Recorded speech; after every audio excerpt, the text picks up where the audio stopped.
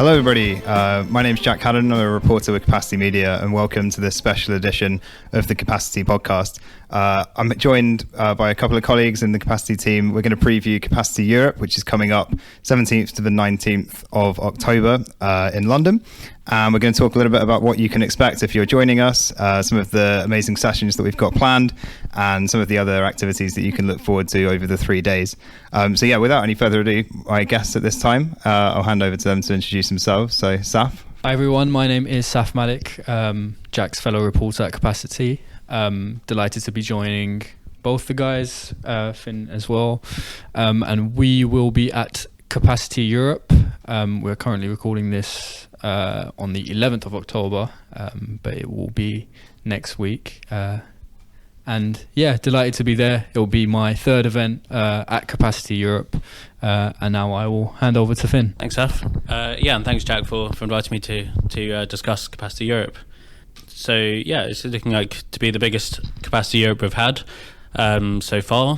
We've got a brilliant lineup of speakers that I've been honoured to be able to put together, and the broadest sort of range of content we've had before as well. So yeah, really looking forward to the event this year. Maybe that's a good place to start, Finn. Why don't you tell us a little bit about the agenda? What can people expect this year from some of the sessions that you've lined up? Anything new that we haven't really touched on before, or anything like particularly interesting you recommend people check out? Yeah, absolutely. So we're lucky enough to have secured a brand new ballroom this year. So we'll have more space for content than we've ever had. So the two main new features would be the Capacity Europe Digital Studio, where we'll be hosting panel discussions, chat shows, presentations and interviews with various companies from our editorial team. And we also, in the new ballroom, will have our spotlight stage, which will cover 6 sort of main different verticals within the industry, which are going to be really tailored to what certain people want from the event. So that's really exciting. We also have a number of initiatives, such as Global Women in Telco and Tech. We're hosting a breakfast. And also, we are partnering with an organisation to invite some students to come along and network with people at the event to sort of hopefully kickstart their careers. So lots of exciting stuff this year. Yeah, I think that's a really important thing to be doing. Like, we've just been talking a lot in the office today about how you can attract more talent to telecoms, and I think bringing in that next generation is a really kind of key point of that. Getting some exposure, getting people to learn about the industry through that initiative, I think should be really good. There's a lot of interesting stuff happening. Saf and I are both moderating some panels of ourselves as well. So I'm going to be running a session on African connectivity, which we're building on some of the points that we touched on at ITW Africa last month, and looking at kind of connectivity on the continent, but also connectivity around into international markets as well, and what enterprise need from that. So hopefully some of you can join us for that one. And Saf, why don't you tell us a little bit about the panel that you're going to be doing as well? Yeah, so my panel will be on AI, which is the hottest topic in the industry this year, I think. We can all agree. The actual panel will be, are we ready for AI?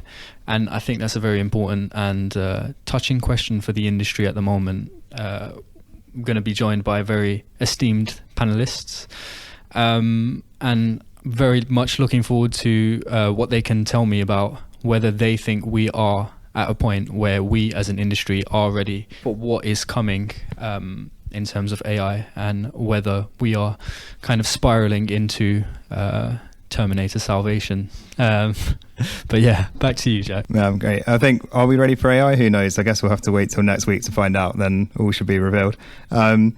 Obviously there's a lot of stuff happening on the agenda, but we've also got a lot of social activities as well. Finn's already mentioned the Women in Tech breakfast, which we hope some of you will be able to join us for. There's lots of kind of networking receptions as well throughout the show. And a really important part of Capacity Europe is our Global Carrier Awards.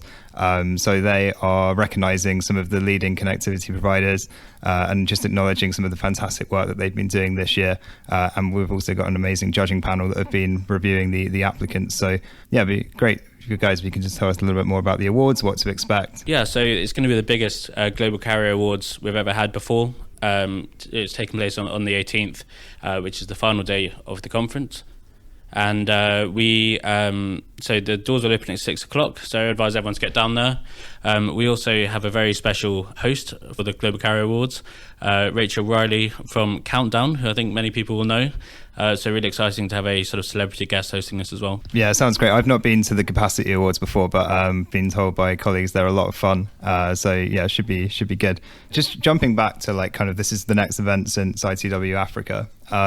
One thing that really like kind of stuck out to me there was just like kind of the massive boom in satellite connectivity, kind of new players entering the market. We had Amazon launching their prototype satellites for their new project for the first time last week. What's going on from a satellite perspective, Finn, that people can look forward to? Any kind of new speakers or anything on the agenda? So we have a satellite panel in the Capacity studio on the third day, and also our LEO satellites spotlight session as well, which I really recommend that people register for as well.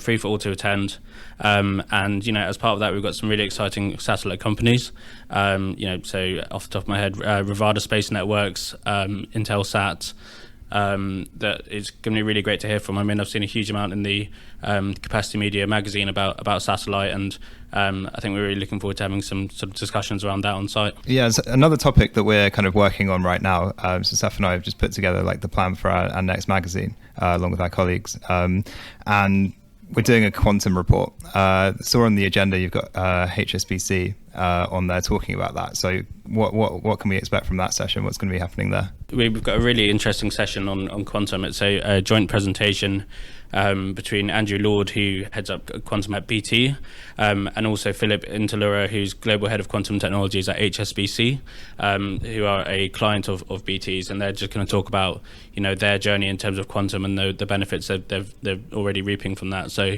a really interesting case study for anyone sort of interested in the area. Yeah, I'll definitely be there. Definitely be checking that one out. Hopefully you will too. So yeah, we look forward to seeing everyone at the Intercontinental, 17th to the 19th. If you're not coming this year, make sure you get your tickets for next year. It's going to be a great event, and thanks for listening to the Capacity Europe preview.